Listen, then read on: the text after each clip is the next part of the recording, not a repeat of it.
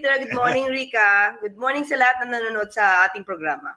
Thank you very much, and always special kapag nakakausap namin kayo dahil parang meron tayong radyo patrol sa Palas eh. Oo. Our very own. Hindi nga, Boss Peter, kasi di ba minsan hindi ko ka talaga kaya yung ganitong oras kasi supposed to be ba 11 yung briefing namin. Correct. Since walang briefing, sabi ko, sige, let's go. Ayan. Thank you. Thank you so much. So, konti lang naman to, mga 55 questions na to. Yusek Claire, let's talk about yung the fact na napalitan na yung LTFRB head ano yung rationale, bakit yung galing sa LTO yung dinala sa LTFRB? Kasi may experience na sila, alam naman nila din yung gawing panibagong mandato o panibagong polisiya. So nakikita kasi naman ng Pangulo kung sino ba yung dapat na ilagay sa pwesto. So yun lang yun. Okay. One more. Yung etong ICI po, hanggang ngayon umuusok pa rin yung mukhang may hugot pa rin si Mayor Magalong Ano ba talagang nangyari doon? He felt slighted daw kaya siya nag-resign. Actually, Boss Peter, ayoko na siyang pag-usapan. Sige. Ayoko na siyang pag-usapan kasi Dahil nasagot ko na siya kahapon. Oo. Sa atin lang naman, Boss Peter, Enrica, kung ano po yung sinabi ng Pangulo, pronouncement po niya, at ano po yung talaga yung naaayon sa batas. Kasi mahirap naman po na sabihin natin, ito, ganyan, tapos malalabag naman pala siya sa batas at hindi po yun na naaayon sa gusto ng Pangulo. So hanggang dun lang po tayo. So ang pakiusap lang natin sana is wag na lang bigyan ng intriga pa. Let's move on. Tapos na siya naman po yung nag-resign. At voluntary sa kanya yon, ginusto niya naman po ang mag-resign. So yun na lang po. Sana igalanan din po natin kung ano yung sinabi ng Pangulo patungkol doon. At saka yung kapalit niya on board na talaga, no? I mean, he hit the ground running, eka nga. Let's pursue the ICI angle, Yusek Claire, if I may. Ang dami kasing nagsasabi na bakit hindi pwedeng i-live ito yung pagdinig ng ICI for total transparency? Or at the very least, hindi ba pwedeng merong summation or summary report at the end of the day para sabihin na ito ba yung mga napag-usapan, ito po yung napag-desisyonan. Why are we shying away from that? Boss Peter, unang-una, wala po talaga akong alam kung ano ang nangyayari sa ICI. Kasi person sila. Pero sa aking pagkakaalam, magkakaroon sila ng everyday reporting. At yung spokesperson po nila, parang everyday naman din po magre-report kung ano po yung nangyayari. Kung merong dapat na i-report, parang i-report naman po nila. Siguro, Boss Peter, ganito yan Hindi ito ang maaaring sasabihin ng ICI. Pero as a lawyer, tingin ko lang po ito. May mga pagkakataon po naman talaga, kahit naman po sa court, meron mga hearings na hindi siya open for media, pero open for public. Okay? Siguro po, sa aking palagay, iniiwasan din po nila yung parang maging circus siya. Tapos, may konting mabanggit lang na tao.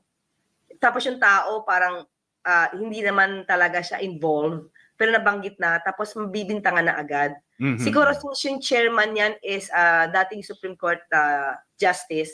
Alam niya po, sa akin alam niya po kung paano dapat tumatakbo ang isang hearing. Opo, so ayaw din po niya, kumbaga patas po kasi sila. Yan din naman po ang gusto ng Pangulo, ang Independent Commission ay talaga maging patas, walang kakampihan. So, sa aking palagay, ang nakikita ko po is ayaw lang nila na pag may nabanggit na pangalan tapos magiging judgmental na yung lahat. Ngayon po kasi nagiging ganun tayo May masabi lang ng pangalan, ako si ganyan, si ganyan. So, siguro yun po yung iniwasan nila. But at the same time, sa aking pagkakaalam, magkakaroon sila ng everyday na briefing or reporting. Opo, meron po, yun po ang aking kasi ang ayaw daw nila yung magkaroon ng trial by publicity. Yes. But at the same time, magulo po ang Senado ngayon, sila na lang yung magkakaroon ng hearing dito sa kung walang nangyayari sa Senado, talagang lahat nakatuon ng pansin dito sa ICI. Ano?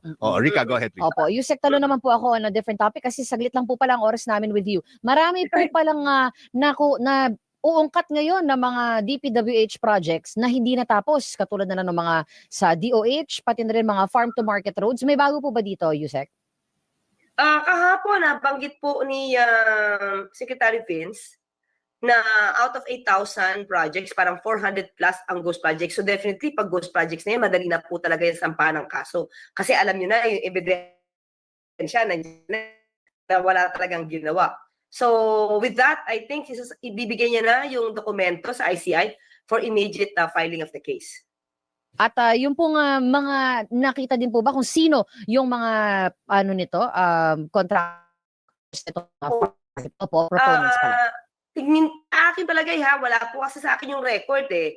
Kumpleto naman po dito ng Secretary Vince para po papabilis yung pagsasampa ng kaso. Pero syempre, magiging causes din po.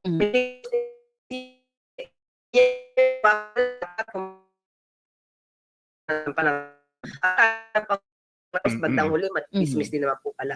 Oo.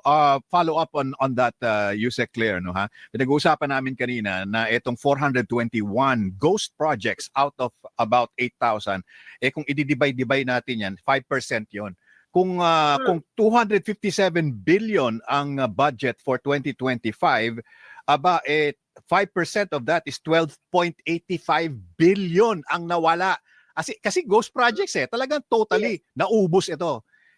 And we're not even talking, Yusek Claire, of the other infrastructure projects. Yes, opo. Kaya nga po, dismayado si Pangulo. Hindi po kasi dapat nangyari ito kung mas natutukan po talaga ng DPWH. Ayaw natin manisi po, hindi po ito panahon ng paninisi. Pero nagtiwala po kasi ang Pangulo sa kanyang mga cabinet secretaries na dapat nagtatrabaho dito at nagre-report ng tama. Yes. At hinayaan pa nila na ang Pangulo ang makadiscover nito at siya pa ngayon nagpapaimbestiga when in fact dapat nandun pala sa level ng DPWH. Tinapos na yung ganitong klaseng problema. In the discussions, Yusek Claire, binabanggit naman ng maraming broadcasters ito na ang nagsumbong sa bayan, ang nagbukas nito ay si Pangulong Bongbong Marcos, ano? In the 2024 Ang tawag nga po sa kanya, naging whistleblower po siya. Opo. Pwede po siya sa witness protection. Ang Pangulo, whistleblower. kasi opo, but then again, ang dami ring nagsasabi, Yusek Claire, no? Ang dami nagsasabi na ito po yung pinakamababa na punto in terms of the credibility ng gobyerno as a whole, ano po. And whether or not totoo yung 1.7 trillion na nawala di umano na sinabi namang hindi tama, ano.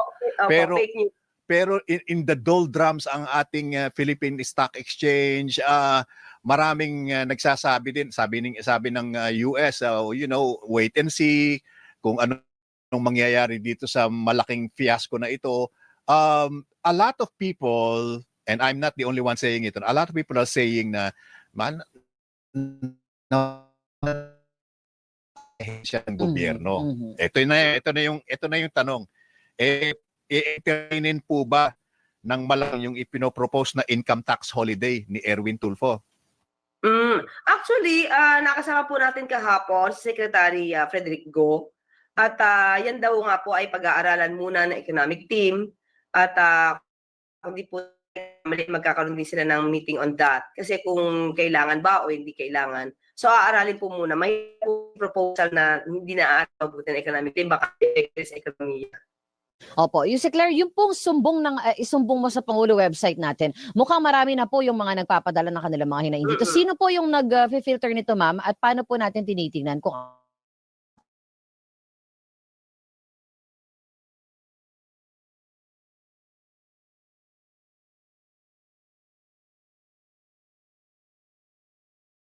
ICI naman po, ibinibigay na po ito sa ICI yung mga records na to.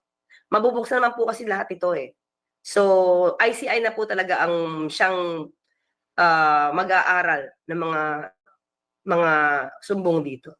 At doon pa lamang po, Miss Rica, no, Ma'am Rica and Boss Peter, as of yesterday 9 o'clock AM, pumapatak na po sa 19,000 plus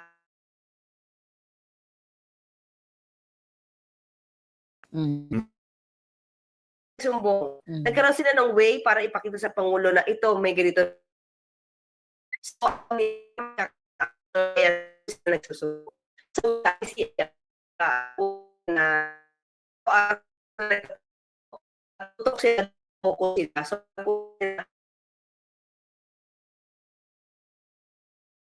sabay itong kaso. Pero karamihan po dito, nakita nyo naman po, ang dami na po naging trabaho.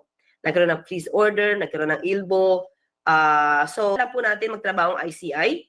At be patient po kasi marami po talaga ito. Hindi po ito pwedeng isang click, bukas may sampa ng kaso. Inaaral po ito. Tandaan po natin, yung pinaka-chair dito po, dating Supreme Court Justice. So, alam niya po kung paano magkumpleto ng dokumento. Palagi ko hindi kakayanin talaga ng ICI if we put into the equation, Yusek Claire, yung the fact na ang pinag-uusapan pa lang dito sa ICI yung flood control projects, di po ba? Paano pa itong mga farm to cockpit roads o kaya yung farm to resort. Farm to mansion roads. Di po ba? Ang dami niyan. Opo. Kaya nga, Boss Peter, ganito, di ba? Yung mga tao na sinasabi nila meron na silang dokumento, maraming iniingay. O, ito, meron ako alam dito. Ako meron alam dito. Huwag niyo na po i-submit sa ICI. If you have the complete document, you file immediately. Yeah. Kasi as a taxpayer, you have the right to file a case. Pwede niyo na po i-submit ito. Let's say po, sa ombudsman. They can initiate. The ombudsman can initiate investigation. Kung kumpleto na yung papel nyo. Di po ba? So, kung lahat ng tao dito at kumpleto na yung papel nyo at nagmamalaki kayo na nakapag-imbestiga na kayo, di go ahead po. Malaking tulong po yan sa ICI at sa gobyerno. Kung kumpleto yung dokumento nyo, you can immediately file po. At titignan naman po yan, pag kumpleto, hindi sasampan agad ng kaso yan sa korte. Ayan, alam namin na meron pa kayong gagawin. Pupunta daw yata kayo sa DOJ, tama ba? Parang meron kayong tinutok. Hindi po yun, nagkalat lang po talaga nun. Medyo natuwa nga kami nung narinig namin on SOCMED yun, Yusek. Ay, may posibilidad kaya.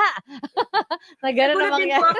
Tapos nga, ang bilis talaga pala ngayon. Ngayon ko napatuloy, sobrang bilis pala pag dinaan sa gintong klaseng SOCMED. I mean, di ba? Kasi sabi ko, pati yata sa puntod ng nanay kung nakarating yung balita.